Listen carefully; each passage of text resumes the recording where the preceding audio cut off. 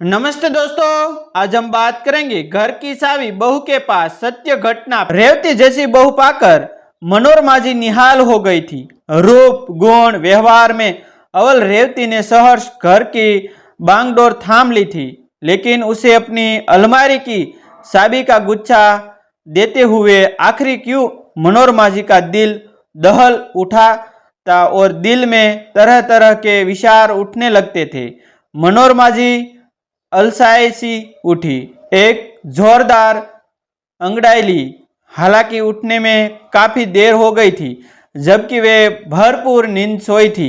बेटे की शादी हुए 2 ही दिन हुए थे।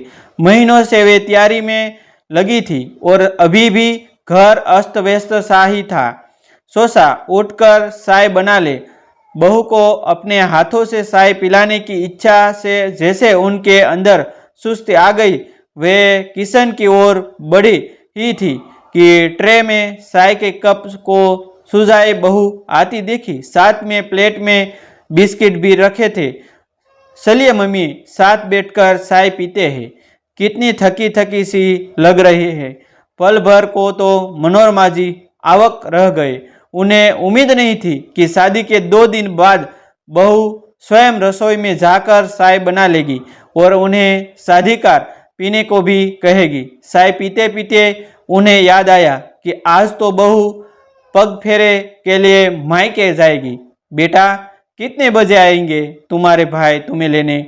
मम्मी, शाम तक ही आएंगे। आप बता दीजिए कि क्या बनाना है। और मम्मी, मायके भी तो कुछ लेकर जाना होगा। ठीक है, देखते हैं। तुम चिंता मत करो, मैं सब तैयारी कर दूंगी। तुम जाकर तैयार हो जाओ। अभी 2 दिन हुए हैं तुम्हारी शादी को। अभी से काम की टेंशन मत लो। आस पड़ोस की औरतें और रिश्तेदार भी आएंगे तुम्हारी मुंह दिखाई करने। कम से कम हफ्ते भर तो यह सिला चलेगा। मनोरमा जी ने अपनी बहू रेवती से कहा। थोड़ी देर बाद रेवती तैयार होकर आ गई। कितनी सुंदर लग रही है, कितनी सुंदर लग रही है। मनोरमा जी ने मन ही मन सोचा। नैनवक्ष, गंठन और स्वभाव सब नपेतुले है। लगता ही नहीं कि उसे 2 ही दिन हुए हैं इस घर में आए। कितनी जल्दी घुल मिल गई है सबसे। मम्मी, जरा चाबी तो देना। खाने का सामान, नई कटोरी वगैरह निकालनी है। मैं चाहती हूँ कि भैया के आने से पहले ही सारी तैयारी कर लूँ, ताकि फिर आराम से बैठकर गप्पे मारी जा सके। रेवती ने बहुत ही सुसजात से कहा। सुनते ही मनोरमा जी का पारा 7वें आसमान पर पहुंच गया। आते ही उनके चाबी के गुच्छे पर अधिकार जमाना चाहती है, पर प्रत्यक्ष में कुछ नहीं बोली, मना भी नहीं कर सकती थी, इसलिए चाबी दे दी। जब से वे इस घर में व्यवहार कर आई थी, पहली बार उन्होंने किसी को चाबी दी थी। मन में तरह तरह के विचार आने तो स्वाभाविक थे। अब आप निश्चिंत होकर बैठिए, मैं सब मैनेज कर लूँगी। शादी की वजह से कितनी थक गई है आप। रेवती ने चाबी का गुच्छा उनसे लेते हुए कहा। रसोई से खटर पटर की आवाज़ आती रही। बीच बीच में रेवती पूछती भी थी कि जाति की फला चीज़ कैसे बनेगी या फला चीज़ें कहाँ रखी है। वे अपने कमरे में बैठी बैठी जवाब देती रही, पर जब देखा कि बहू की मदद करने बेटा भी रसोई में पहुंच गया है, तो उन्हें क्या जाना ही पड़ा। बहू ने 10 बार डिश बनाने के लिए सामान निकालता हुआ था। उनके सबसे कीमती कोकोरी और कटलरी सेट टेबल पर लगे हुए थे। यहाँ तक कि अपने सामान से उसने टेबल मैट्स निकाल कर भी सजा दिए थे। उनका निया कुकर, कढ़ाई और करियसिया भी धो पोस कर करीने से रखे हुए थे। किचन के स्लैब पर भी सामान बिखरा हुआ था।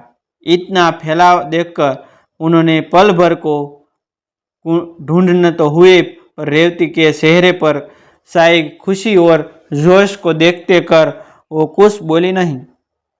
चाबी का गुच्छा बहू की कमर में लटक रहा था। उनका मन हुआ कि वे उसे मांग ले, पर हिम्मत ही नहीं हो रही थी। इतनी सारी चीजें बनाते बनाते दोपहर के 3 बज गए थे। मम्मी, अब आप जाकर थोड़ी देर आराम कर लीजिए। और हाँ, ये आपकी चाबियाँ। रेवती ने जैसे ही उन्हें चाबियों का गुच्छा थमाया, उन्होंने उसे ऐसे पकड़ लिया मानो कोई बहुत कीमती चीज उनके हाथ में आ गई हो। शाम को रेवती का भाई, भाभी, बच्चे, उसकी छोटी बहन सब आए। हर थोड़ी थोड़ी देर बाद वह उनसे चाबी मांगती। मम्मी, जरा यह निकालना है, चाबी दीजिए। न फला चीज तो निकलती ही नहीं है। निकला देती हूँ।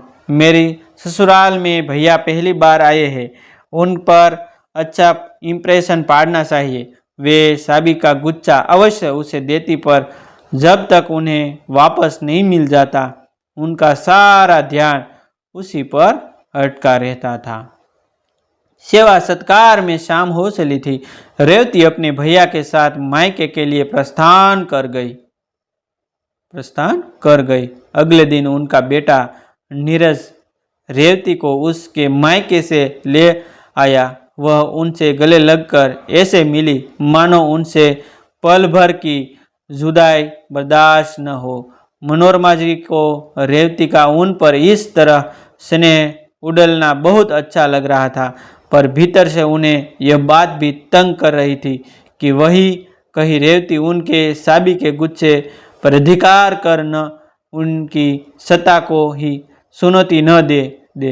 रेवती का यो खुले मन से इस घर को अपनाना उन्हें बहुत खुशी दे रहा था, लेकिन एक तरफ जहां उन्हें रेवती का चुलबुलापन और उसकी स्मार्टनेस अच्छी लग रही थी, वह दूसरी ओर डरा भी रही थी। कितने ही घरों में वे ऐसा होते देख चुकी थी कि बहू के आते ही बेटा तो पराया हो ही जाता है, साथ ही बहू सास को भी बिल्कुल कठपुतली बना देती है। मार्केट में उस दिन कांता ने भी तो उन्हें सतर्क किया था, संभल कर रहना मनोरमा संभल कर रहना, अब बहू आ गई है। आजकल की ये लड़कियां बिल्कुल मीठी सूरी होती है, लच्छेदार बातों में फंसाकर सब हथियार लेती है। तुम तो वैसे ही इतनी सीधी हो, कहीं ऐसा न हो कि तुम्हें वह घर से ही बाहर कर दे। मनोरमा जी जब भी रेवती को देखती या उसके व्यवहार से खुश होती, उनका दिल यह सब मनाने को तैयार नहीं होता था। रेवती उनका बहुत ध्यान रखती थी और उचित मान सम्मान देती थी। मम्मी, आज शाम को घूमने चलेंगे। सुबह ही रेवती ने उन्हें बता दिया था। उन्हें लगा कि कहीं पिक्चर वगैरह या डिनर का प्रोग्राम होगा, इसलिए प्रीवेडिंग सिल्क की साड़ी पहन वे तैयार हो गई। अरे मम्मी, यह साड़ी नहीं चलेगी, हम लोग डिस्को जा रहे, चाहिए मैं देखती हूँ कौन सी साड़ी ठीक रहेगी, लेकिन मैं डिस्को में जाकर क्या करूँगी, तुम लोग चले जाओ। मनोरमा जी बोली, ऐसे कैसे नहीं चलोगी मम्मी, एक बार चलकर तो देखिए, आप खूब एंजॉय करेगी। हाँ हाँ मम्मी, आप और पापा दोनों चलिए न। रेवती इतने प्यार से कह रही है तो मान लीजिए ने, मान जाइए ने। नीरज ने भी जब कहा तो न करने का सवाल ही नहीं उठता था। देखिए, यह नेट वाली साड़ी ठीक रहेगी, लेकिन इसके बावजूद की फिटिंग तो सही नहीं लग रही है। जरा स्टोर की चाबी तो दीजिए, मैं सिलाई मशीन निकाल कर उसे ठीक कर देती हूँ। रेवती ने फटाफट ब्लाउज ठीक कर दिया। सचमुच फिटिंग एकदम बढ़िया हो गया थी। मनोरमा जी को बहुत अच्छा लगा, पर उसने चाबी वापस नहीं की है, यह बात उन्हें खटक गई थी। डिस्को में जाने का मनोरमा जी का हालांकि यह पहला अनुभव था, पर उन्होंने एंजॉय बहुत किया। 20-20 में उन्हें यह ख्याल परेशान करने लगा कि बहू के पर्स में चाबी है। घर लौटकर भी दिमाग में इसी परेशानी को लेकर वे सोई। सुबह का चाय नाश्ता सब रेवती ने तैयार कर दिया, और वह भी बिना किसी गलती या देरी के। वे लगातार ये सोचती रही कि आखिरी चाबी का गुस्सा मांगे कैसे। पता नहीं बहू उनके बारे में क्या सोचेगी, यह कहीं बेटे के ही कान न भर दे। अगली सुबह उनके कमरे में आकर रेवती ने उनकी अलमारी खोलकर बैठ गई। मम्मी, आपका आज वार्डरोब देखा जाए। जो बेकार साड़ियों है उन्हें हटा दे और जो ब्लाउज ठीक करने हैं वे भी ठीक करके रख देती हूँ। मनोरमा जी उसे हैरानी से देखती रही। कहती भी थी तो क्या। कुछ देर खटर पटर करने के बाद वह बोली, मम्मी बहुत थक गई हूँ, जरा चाय पिला दो। चाय बनाकर वे लौटी और टेर को कॉर्नर टेबल पर रख दिया। चाबी का गुच्छा वही रखा हुआ था। उसे देखते ही उनकी आंखों में चमक आ गई। लेकिन सवाल यह था कि वे उठाए कैसे। तभी रेवती का मोबाइल बजा और वह बात करने के लिए अपने कमरे में चली गई। मनोरमा जी ने तुरंत चाबी का गुच्छा उठा लिया, अपनी अलमारी को ताला लगा कर दिया और निश्चिंत होकर काम में लग गई। चाबी का गुच्छा हाथ में आते ही उन्हें लगा मानो मैंने जंग जीत ली हो। उसके बाद उसे मनोरमा जी थोड़ा ज़्यादा सतर्क हो गई। रेवती चाबी मांगती तो वो चाबी देने के बजाय खुद वहां जाकर ताला खोल देती या इसके पीछे पीछे जाकर खड़ी हो जाती और खुद आगे बढ़कर ताला बंद कर देती। रेवती के प्यार और अपनेपन को देखकर मनोरमा जी का मन यह तो मनाने को तैयार नहीं था कि वह उनका दिल दुखाने या अपमान करने का इरादा रखती है। इसके बावजूद जब जब वह उनसे चाबी का गुच्छा मांगती, उनके अंदर एक अजीब सी बेचैनी शुरू हो जाती। फिर उसे मांगने का बहाना तलाशने लगती। बेटा, स्टोर से कुछ सामान निकालना है, जरा चाबी देना। रेवती झट से कहती, मम्मी आप क्यों तकलीफ करती है, बताइए क्या निकालना है, मैं निकाल देती हूँ। आप क्यों तकलीफ कर रही है, मैं निकाल देती हूँ। वह इतने भोलेपन से कहती कि मनोरमा जी कुछ कह ही नहीं पाती। एक दिन मनोरमा जी को कुछ काम से बाहर जाना पड़ा और जल्दी जल्दी में वे चाबी का गुच्छा अलमारी में ही लगा छोड़ गए। सारा वक्त उनका दिल धड़कता रहा कि अब तो रेवती उसे निकालकर अपने पास रख लेगी। जब वे घर लौटी तो देखा अलमारी बंद थी और गुच्छा नंदादर था। वे सोचने लगी, न जाने मेरे पीछे से इस लड़की ने क्या क्या सामान निकाल लिया होगा। वैसे भी तो जब तक उनकी ज्वेलरी निकल कर वह पहन लेती थी। मम्मी, शाम को क्या खाना बनेगा? मैं और नीरज तो आज डिनर पर जा रहे हैं, आपका और पापा जी का ही खाना बनेगा। रेवती मुस्कुराती हुए उनके सामने खड़ी थी। रोटी सब्जी ही बनेगी, तुम परेशान मत हो, मैं बना लूँगी, मनोरमा जी ने कहा। पर उनकी आंखें चाबी के गुच्छे को ढूंढ रही थी। उसकी कमर पर तो नहीं लटक रहा हुआ था। फिर कहाँ है? आखिरकार रख ही लिया ने। इसने उनके मन में विचारों का तांता चल रहा था। पति ने पानी मांगा तो वे रसोई में आई। देखा स्लैब पर चाबी का गुच्छा पड़ा हुआ है।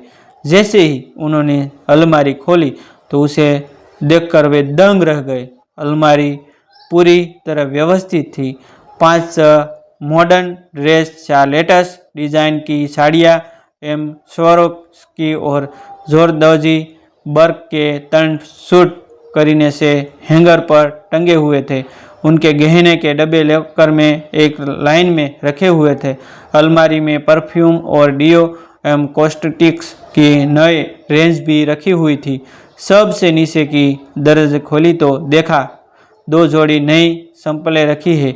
ऐसा लग रहा था कि रेवती ने अपनी महीनों की कमाई से ये सारा सामान खरीदा था और उनकी अलमारी की काया पलट की थी।